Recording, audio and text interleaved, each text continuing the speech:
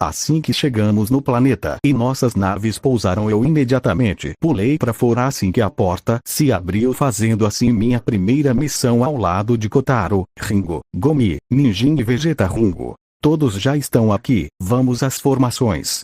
Raditz irá com Gomi para aquela direção. Lá existe um povo onde o propósito é matar a todos, sem deixar nenhum sobrevivente, disse a mulher Kotaro. Ninjin irá destruir uma cidade inteira. Considerando seu nível de poder, com certeza você não vai precisar de ajuda, disse o homem Ringo. Enquanto você, Vegeta, você vai destruir uma outra cidade, só que mais grande do que a de Ninjin. Você deve saber o que fazer, disse, para então sairmos voando em caminhos separados. Kotaro, Ringo, você tem certeza que eles vão voltar? Esse planeta é um pouco demais para aquelas duas crianças mais fracas, disse, se referindo ao Raditz e Gomi. Ringo, Kotaro, nós estamos precisando de guerreiros fortes, não de inúteis. Se eles morrerem, então não tem valor algum, disse a mulher que se encostava na nave Time Skip. Podemos ver a Vegeta que chegou de sua missão sem ferimento algum, junto da Ninjin que estava apenas com um arranhão na cara. Kotaro, 2 já foi, só faltam mais 2, disse Kotaro para sair voando na direção em que eu e Gomi estávamos. Ninjin, esses 2 foram os únicos que não retornaram. Vegeta, se está mortos ou não, não fará a menor diferença. Afinal, se os simples classe baixa não terminaram seu serviço, então eles não têm por que estarem vivos, disse Vegeta, sentando em sua nave. Ringo, eles terminaram a ordem deles, apenas não voltaram, disse a Saiyajin, fazendo Ninjin chamar a atenção de todos. Ringo, esse planeta apenas tem seres que superam o poder desses 2, e eu os mandei para um lugar com pouca civilização. Ringo, eles já terminaram a ordem segundos antes de vocês chegarem, apenas não vieram pois seus níveis de poderes estão baixos, explicou a Saiyajin. Enquanto isso, Kotaro está voando enquanto procura pelos garotos com o scooter até que acha a gente, vendo que eu estava deitado no chão com as costas apoiadas em uma parede, enquanto Gomi está ao meu lado, ambos feridos com quase nada de armaduras, sangue de nossas cabeças, braços e peito enquanto estávamos ofegantes. Nisso Kotaro chegou até a gente. Kotaro, vocês parecem estar quase mortos, disse o homem Saiyajin. Raditz, eu não sabia como me comunicar com vocês pelo scooter, e o de Gomi está quebrado por um descuido, respondi enquanto olhava para ele com apenas um olho. Kotaro, e ainda conseguiram cumprir com a ordem que lhes foi dada? Pelo menos com os ferimentos que receberam, é bem provável que recebam um aumento de poder graças ao Zenkai, pensava para pegar a mim e o Gomi e nós colocar em seus ombros para ir até as naves. Chegando lá, todos apenas olharam o estado deplorável em que estávamos. Kotaro, o scooter do Gomi está quebrado e Raditz não sabia como se comunicar com ele.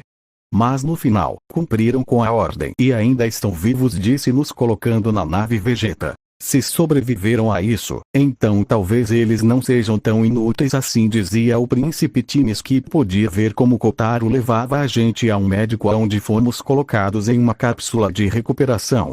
Me impressiona esses 2 ainda estarem vivos depois de tantos ferimentos, disse uma mulher Saiyajin. Ringo, ao menos eles se provaram serem guerreiros. Veremos o quanto isso vai durar, disse a mulher para sair do lugar. Time Skip, se passaram umas horas em que eu estive em recuperação nessa cápsula de recuperação. Nisso eu acordo, e dou de cara com aquela enfermeira. A mulher, ao me ver acordado, foi até um computador e fez com que o líquido da cápsula estivesse vazio, e ao abrir imediatamente tirei a máscara de respiração para sair. Estava demorando, hein? Você saiu de sua recuperação depois de 6 horas. Você finalmente acordou, disse a enfermeira. Raditz, quanto tempo eu fiquei apagado, senhora? 6 horas, Raditz. Enquanto ao Gomi, ele está bem. Ele acordou primeiro que você, e inclusive ele está te esperando no vestiário, respondeu, para eu ir até lá, e assim encontrar ele com um scooter novo, e com a mesma armadura. Gomi, Raditz, que bom ver você vivo. E pelo visto você recebeu um Zenkai, disse enquanto calculava meu nível de poder. Raditz, quanto é que eu tenho de poder agora? Disse enquanto procurava algo para vestir. Gomi, agora você tem 537, respondeu, me deixando surpreso. Raditz, realmente subi um pouco, mas só isso, disse, já com minha armadura scooter posto. Nisso eu calculo o nível de poder do Gomi e os números param em 498. Raditz, Você também recebeu um Zenkai, agora seu poder de 200 foi para 498 Gumi. Mas ainda assim não vai ser o suficiente, respondeu Raditz. Aí, você não tá a fim de treinar comigo? Eu realmente estaria grato em ter alguém com quem treinar, disse para ele olhar para mim com surpresa Gumi. É sério? Raditz, o que foi? A ideia não lhe agrada? Gumi, não é isso, é que eu fiquei surpreso com isso.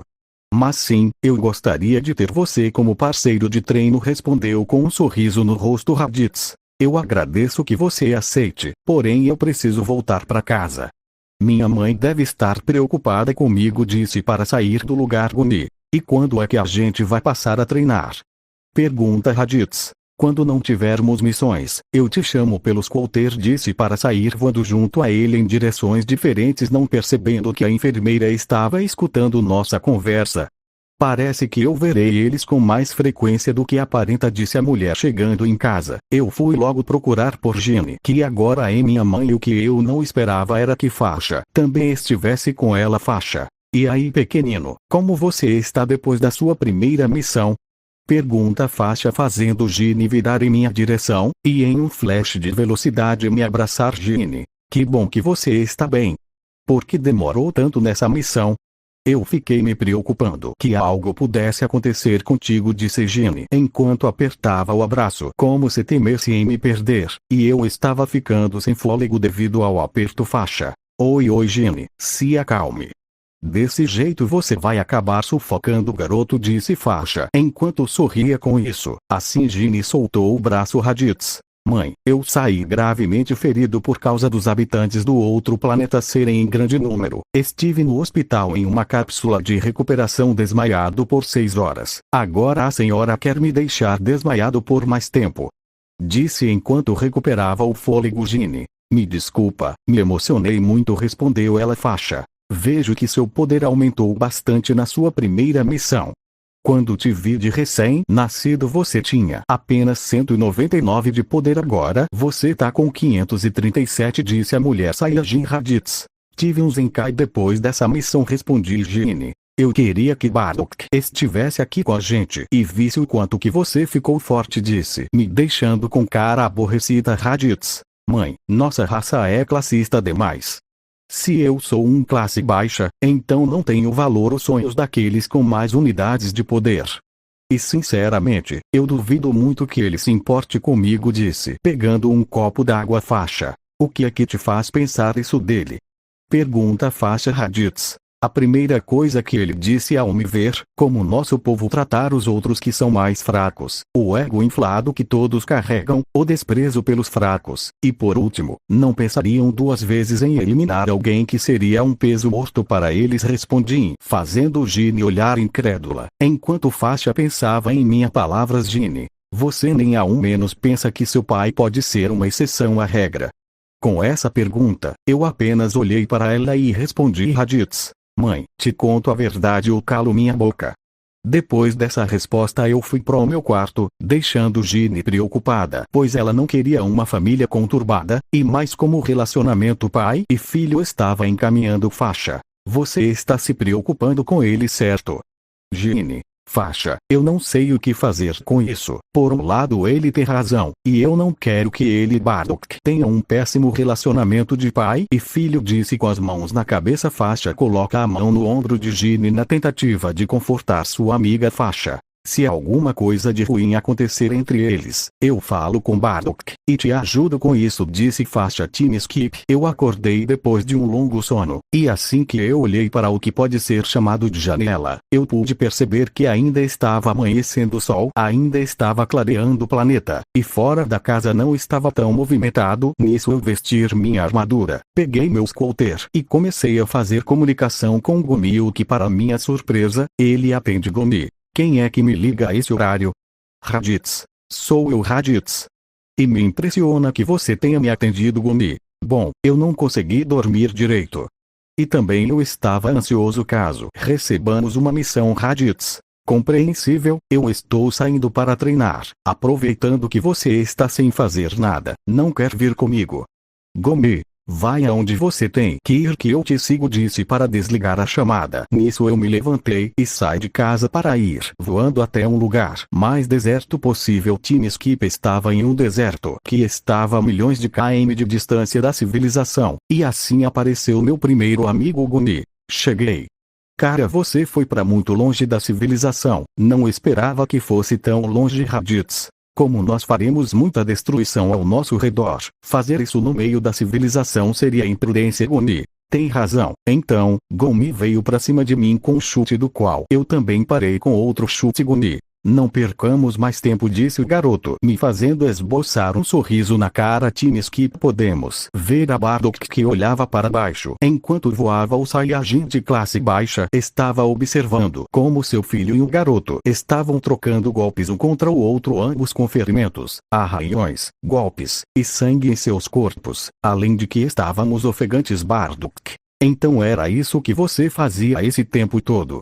Gine se preocupou à toa, pensava ao lembrar como sua esposa estava alterada ao não encontrar seu filho. Nisso, Bardock, que acordou devido ao escândalo, foi procurar pelo Squalter e agora se deparar com ele treinando com o que parecia ser um amigo. Ele repara que o meu nível de poder aumentou, e por isso o combate entre o Gumi, por serem de poder quase que igualados, este aproveita que ambos não o viram e lança um ataque que atinge os dois. Ao lançar o ataque em mim e Gumi, acabamos sendo atingido em cheio e como resultado, perdemos a consciência e estamos gravemente feridos pelo ataque. Bardock então aparece e pega os dois. Bardock, eu espero que com isso você não faça mais essa palhaçada, disse para voar em direção à enfermaria. Time Skip, mais uma vez eu acordo na cápsula de recuperação depois de meu treino, só que dessa vez com o Gumi acordando junto e eu já reconhecendo o lugar. Bati no vidro para ver se chamava a atenção de alguém e aquela mesma enfermeira aparece para esvaziar a cápsula e assim eu poder sair dali.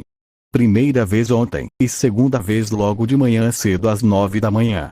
Esse daí já é um novo recorde, disse a mulher Gumi. A gente estava treinando enquanto se conhecia a melhor senhora, respondeu Gumi. Eu já sei a verdadeira intenção disso. Além de afiar suas habilidades em combate, vocês também trataram de aproveitar do Zenkai para ficarem fortes, disse a mulher, deixando a gente surpresos.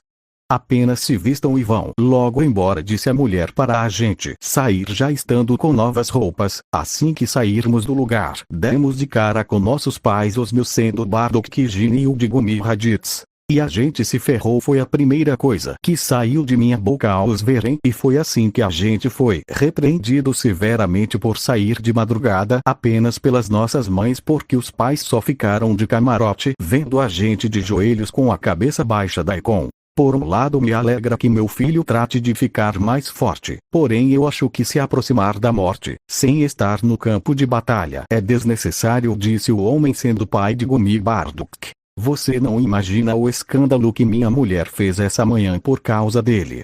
A única coisa de bom nisso é que nossos filhos tiveram outros Zenkai, disse, chamando a atenção do homem. Daikon, quantos? Bardock, meu filho agora está com 760 e o seu filho com 730. Respondeu, deixando Daikon impressionado. Genji, da próxima vez não faça mais isso. Gumi, agora levanta e vai procurar algo que fazer de útil que não me faça perder o meu tempo contigo, disse a mulher para sair junto ao Daikon do lugar. Raditz, deixa eu ver se entendi direito. Sua mãe e pai te desprezam por ser de classe baixa? Gumi, quase, apenas minha mãe.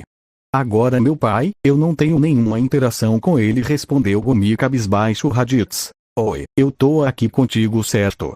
Se você se sentir desconfortável com eles, eu estou aqui como companhia, disse com um sorriso que fez o Gumi se sentir melhor. Gine, Gumi, não gostaria de vir com a gente? Assim possamos nos conhecer melhor.